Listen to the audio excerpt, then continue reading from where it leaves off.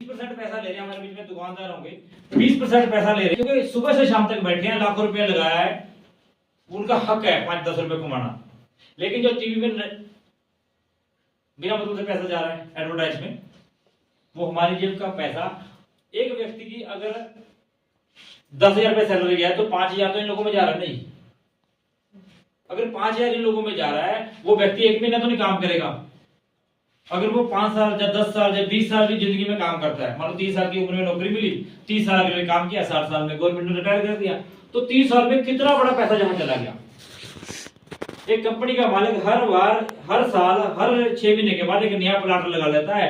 हम और आप कभी शायद बाथरूम की छत ना पड़े, जिंदगी स्थितियां ऐसी पैदा कर देगी, तो वो पैसा हमारा चला जाता है। इसीलिए कंपनी कहती है कि कुछ कदम मैं आपसे आगे आऊंगी, आपके शहर में आऊंगी, कुछ कदम आप चलो। हम आरसीएम के नाम से एक संस्था चली कि ये जो भी हम सामान बेचेंगे, जैसे हमने पहले बताया पिछले स्लाइडों में, भारत का सामान भारत के लोगों को भारतीय की कंपनी के माध्यम से प्रोवाइड किया जाएगा, तो वो जो पैसा आएगा वो हम आपस में बांट लेंगे।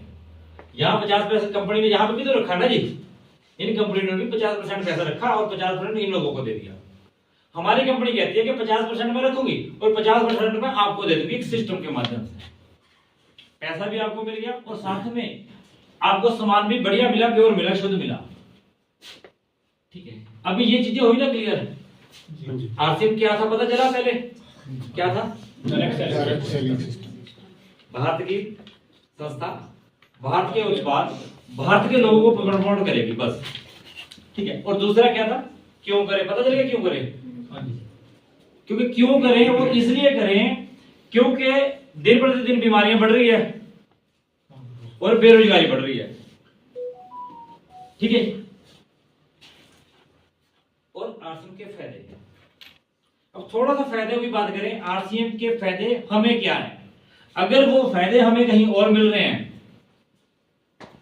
ठीक है नहीं, अगर हमारे घर में आलू पैदा हो गया तो हम मार्केट से आलू क्यों खरीदें? सही बात है। अगर हमारे घर में कोई चीज है तो हम मार्केट से क्यों खरीदें? अगर नहीं है तो खरीदनी पड़ेगी। पर हम कहते हैं अगर ये फायदे आपको कहीं और से मिल रहे तो वहां से, अगर कहीं से नहीं मिल रहे तो यहां से लेने चाहिए नहीं? अगर मैं थोड़ा सा लैंड से बाहर जाऊं, हिंदुस्तान में बहुत सारी कंपनियां डायरेक्ट सेलिंग सिस्टम में आई।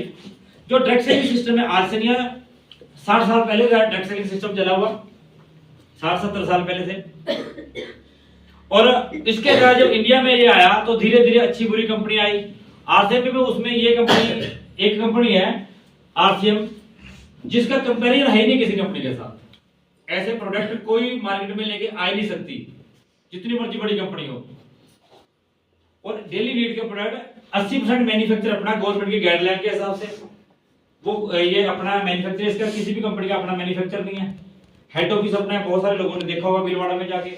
ऐसे और बहुत सारे बेनिफिट हमें कंपनी देती है। पर अगर हम फायदों की बात करें, सबसे पहला बेनिफिट, से पहले इसके 2 बेनिफिट है।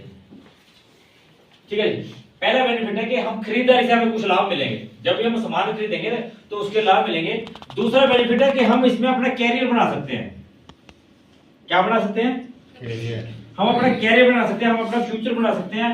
हजारों लोगों को आज लाखों रुपए महीना आ रहा है। ठीक है, किसी को शक है वो नेट पे सर्च मार ले, प्रूफ देख ले। अब इसके 2 बेनिफिट थे, खरीदारी, एक कैरियर। खरीदारी में सबसे पहला बेनिफिट है जो स्वदेशी प्रोडक्ट है, इंडिया का प्रोडक्ट है। आज सरकारें भी बोल रही है स्वदेशी लो, स्वदेशी लो।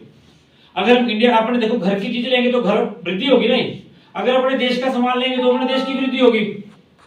अपने देश में, ठीक है नहीं। अब तो देखो सरकारें बोल, सबको बोल, समय भी पता है, पर हम मार्केट में पता ही नहीं है कि बस लाला जी को दिया और लिया, कहां से बना क्या लेना। जब गवर्नमेंट के पास टैक्स आएगा, सरकारों के पास पैसा होगा, तो देश का